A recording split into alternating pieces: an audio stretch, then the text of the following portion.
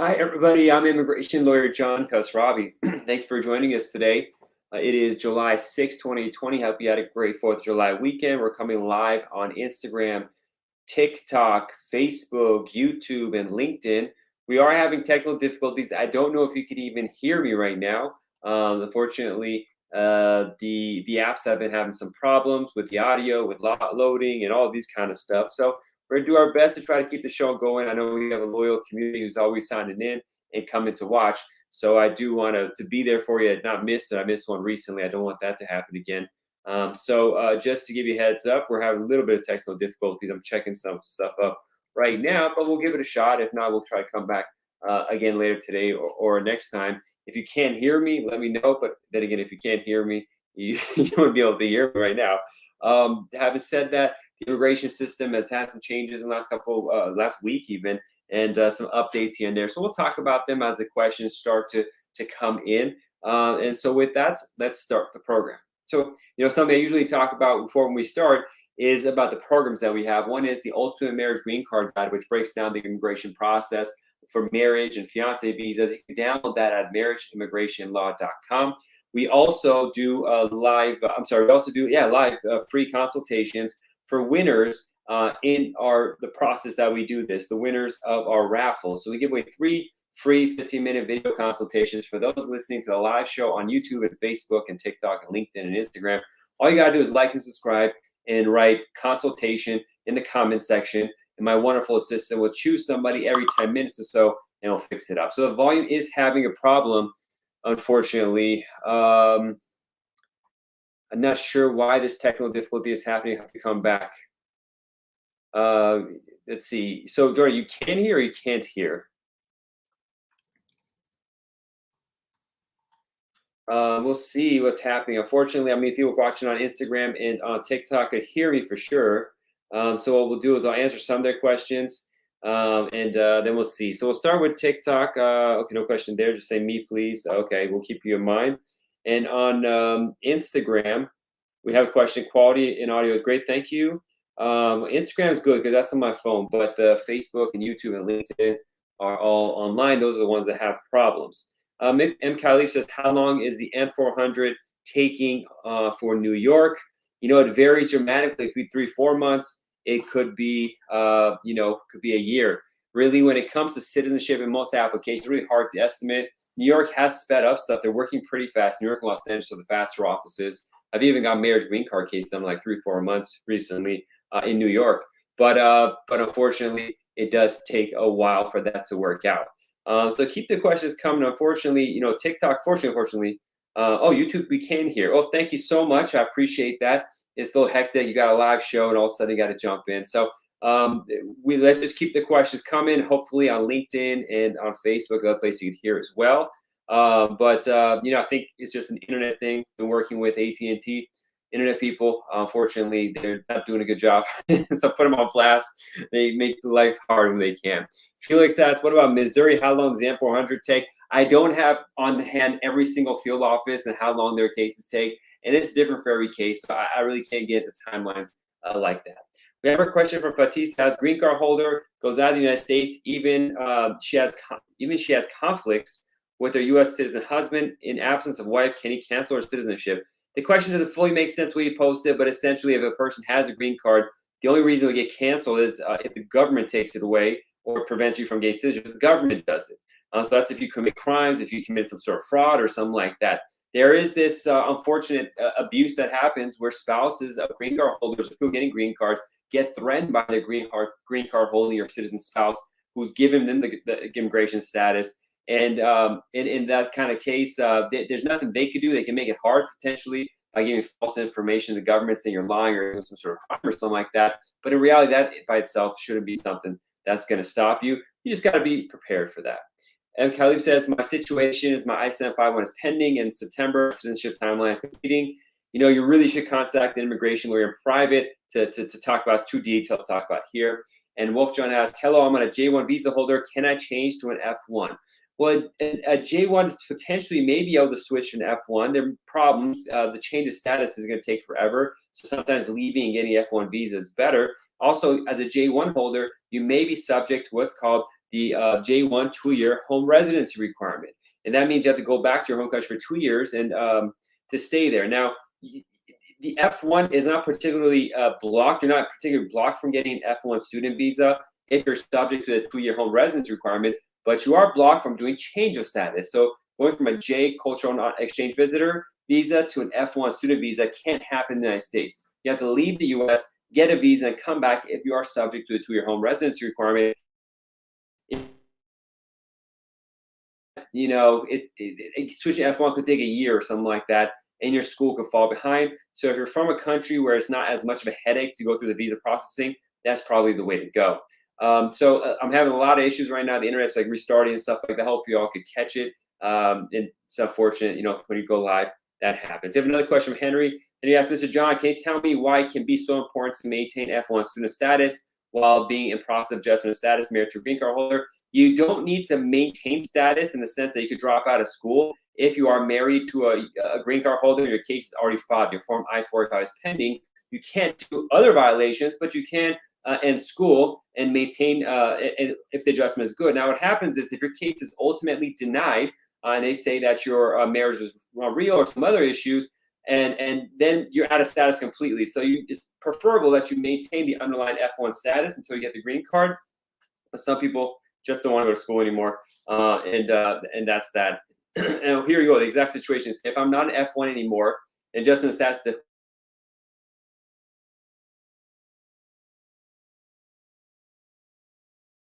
why it is. So when you say, can I appeal something? There's a whole book of stuff I need to know before I can answer that question. That's something that just goes into too much case specific kind of stuff. I'm going to take a couple questions on TikTok. Actually, I think my assistant puts the TikTok online. So let's take the questions on the group chat on screen. Next one is.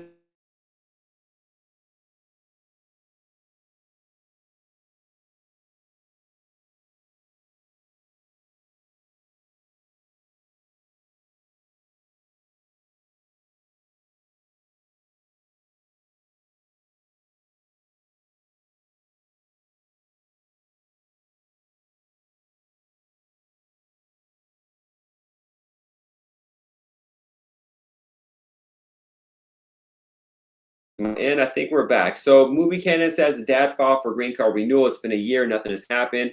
You know, if it becomes more than a year, I think you can complain to USCIS, go to uscis.gov and the tools to challenge cases lagging. But if it's going for more than a year and he needs proof of status, he has to schedule what's called an info pass appointment to get an ADIT added stamp, as a green card stamp in his passport to show if he needs to travel or if he needs it for like work authorization to show it. It's you got to jump through a lot of hoops. Alicia asks, what about the K1? Is that better than spousal? Well, if you've been watching the show for any time, let's say no. 9 out of 10 cases, I prefer to do marriage green card cases for the cost that the K1 fiance adds extra, for the amount of interactions with the government that become extra. So it's a lot. But you know, it depends on your case, really. You shouldn't look what better or worse is. You got to.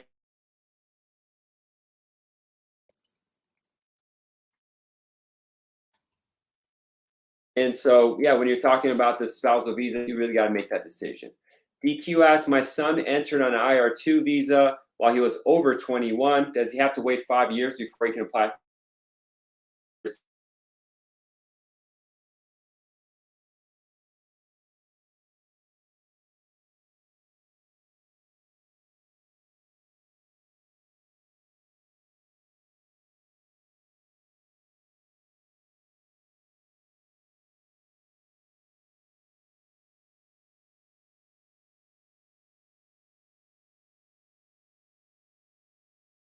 when you say K1 visa, it depends on which part of the process. The I-129F takes 6 months to a year.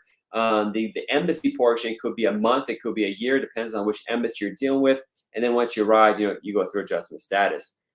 Okay, so next question. Nowadays says, good evening. Good evening to you too. Tony Maru.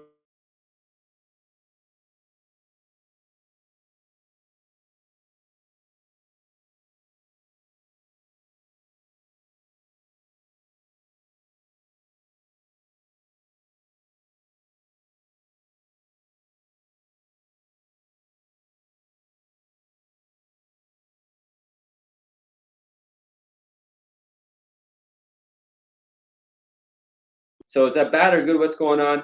The reality is, it is what it is. Then we have to deal with that. And there's no time limit on how long it's going to take. It could be years, and we've seen it be years, unfortunately. What is the thing to do nowadays is to look into potentially, filing a lawsuit against the government to say, hey, this delay is too long. If it's appropriate for your case, you have to talk to a lawyer that does immigration lawsuits and deals with it there. And you have a Canadian consulate. Yeah, they're taking a while, and it really depends on your case. So it's not really a matter of the embassy; it's a matter of that person's background. 29 Super C says, good night, Tony Castro. I'm doing well. God bless. I'm doing well. Unfortunately, it's a little bit of a mess right now with the technology, but we're trying to make it work. It is freezing and this kind of stuff. This DQ Newer says, you didn't answer my question. I did, but the internet's bad, so it kind of cut off. DQ, I said that probably it's the 5-year. I need to review your case. I can tell you individually what's going on with your case, DQ, but most likely he'll need to wait the 5 years. There'll be a recording of this coming out in a week or two. You can watch it then. But it's pretty straightforward, but really on case-specific stuff, you should contact an attorney in private. Now, Dega asks, thank you for being here to help us. I passed my interview on December 22nd, 2020.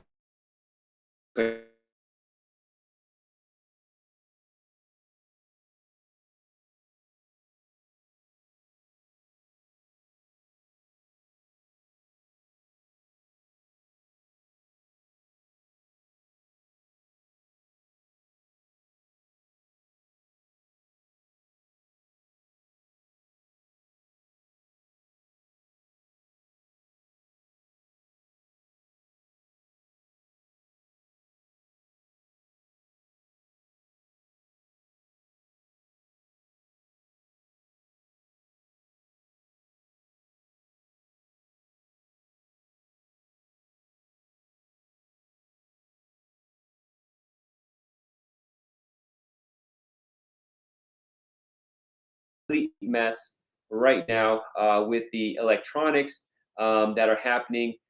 Fortunately, the internet is being a mess, and it's a mess because AT&T, I called them this morning and they said no, it works perfectly. We fixed it, and right before the live show, everything completely falls apart. But we are recording this on a secondary camera, so hopefully y'all could do it there. Let's go to TikTok. I missed a lot of questions on TikTok. Let's see what's going on there. Unfortunately, the system for answering questions there is not as smooth. User 31 says, I'm approved for asylum. I was wondering how long it takes to get a travel document. Will you apply for travel documents? It's going to take a while right now. Things are pretty backed up, so that's going to happen. Any update about humanitarian parole who's stuck in Afghanistan? Humanitarian parole is not a reliable system, so I wouldn't rely on it at all.